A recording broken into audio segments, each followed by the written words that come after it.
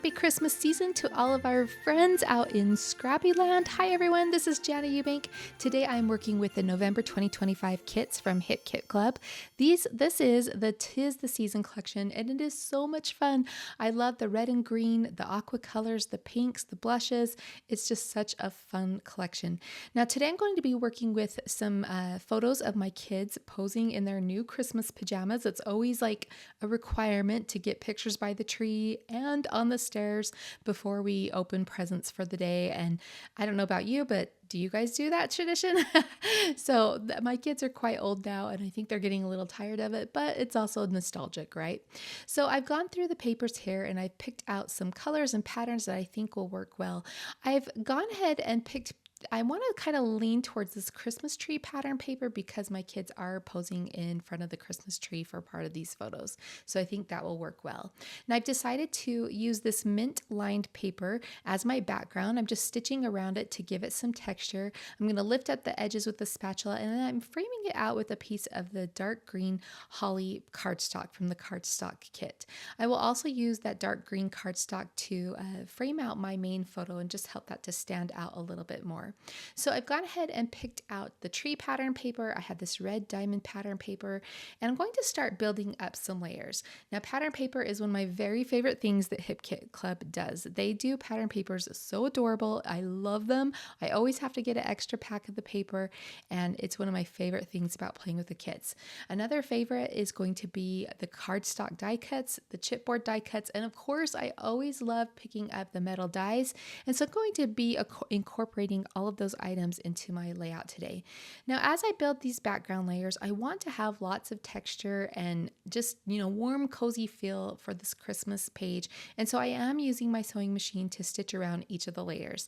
Now, I have this Christmas tree layer. I did go ahead and stitch around 3 sides of that. And now I'm measuring out a piece of this red pattern paper to add an additional layer. I didn't quite like how my smaller photos looked against the tree paper. I wanted them to stand out a little bit more. So I'm just cutting a rectangle of this red paper to pop in here. And that's a fun trick. These are not equal layers, they're kind of random layers. And so if you have scraps in your stash that you want to get used up, just try piling them up in different configurations and creating some layers for your photos to set on. And that's what I'm doing today. Now the Christmas tree paper will still peek out here and there, so you will definitely see that. And even though I'm covering up a lot of it, you still get a hint of it, and so it's not lost or forgotten. Now, the next thing I want to do is add in a horizontal band behind those 2 smaller photos. I just felt like it needed a little pop to help those anchor them a little bit better and also to pop off the page. I decided to go with this black and white diagonal stripe, and so I cut a 2-inch piece of that. I'm going to banner cut one end of that, and then I'm just going to slide that behind the 2 photos and the bottom of the large photo, and that will just add some fun layers here and lots of visual interest. So we'll go ahead and sneak that in behind those 2 layers. Now I did stitch all of the other layers, but for this diagonal piece of paper, I'm going to leave that one plain. Now, as I built this page, I built it a little bit high on the background because I was thinking I would add this fancy border die cut underneath the bottom layer of the Christmas tree paper. I did change my mind. I decided to move it up underneath the black and white strip. And so I am going to pull up my entire layout off of the background and just move it down slightly so that it doesn't look so high on the page. So I did grab some undo from my stash. This is just a remover and I'm just, kind of sprinkling this underneath this paper layer so it doesn't, pull up the pattern paper, and I'm just moving the entire piece down slightly. Now I'll go ahead and attach these 2 pieces together. The fancy border die is like 8 inches long. It's a good length. And I decided to cut out an extra little piece, and I'm just going to attach these together using some liquid glue, and then I will adhere this underneath the black and white diagonal stripe.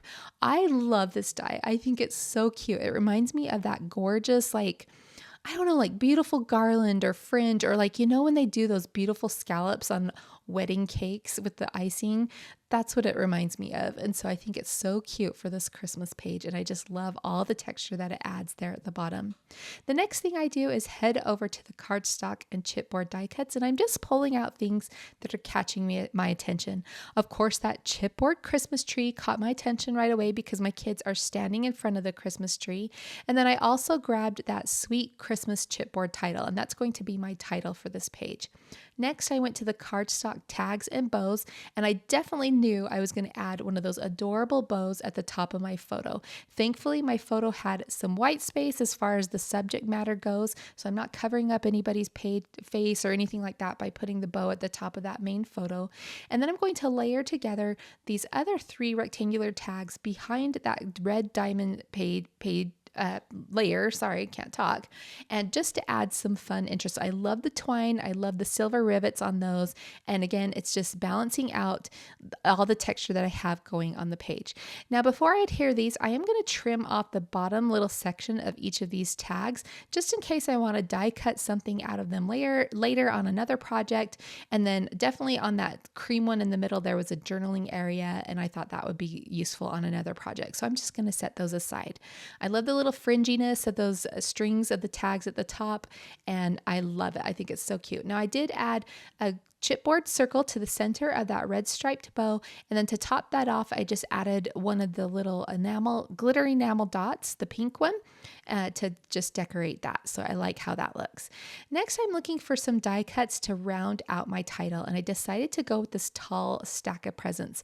I am trying out some other presents just to see, if or other shapes to see if I want to change my mind, but I really was drawn to that tall stack of presents, and so I will bring that back in. Now, while I'm looking through the die cuts, I found this figgy pudding, or this Christmas cake, and this group of candles. And then I also pulled out this little lollipop, and I thought that would be cute to put up there by the presents because the title is Sweet Christmas. So I'm going to go ahead and tuck that stack of presents in there. I'll go ahead and tuck the lollipop in there, and then I'm going to work on the die cuts down at the bottom of the page.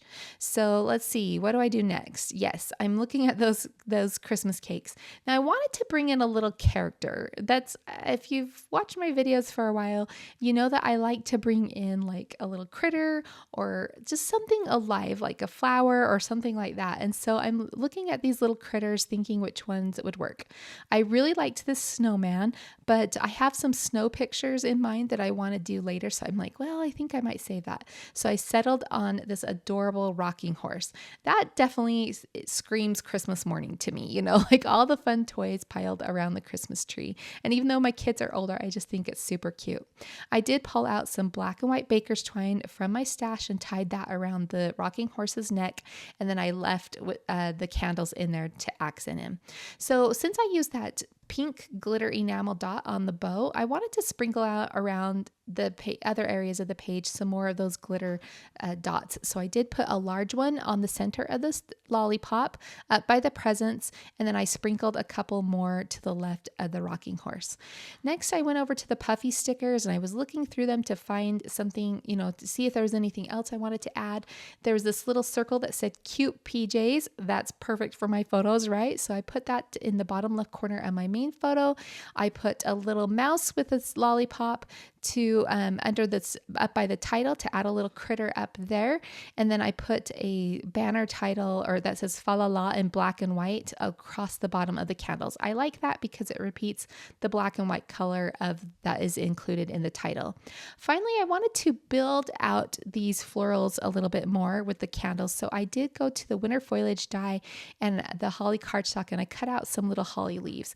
I put a couple of them by that cute PJ circle, a few by the candles, and then a couple up by the title there on the right edge of the page.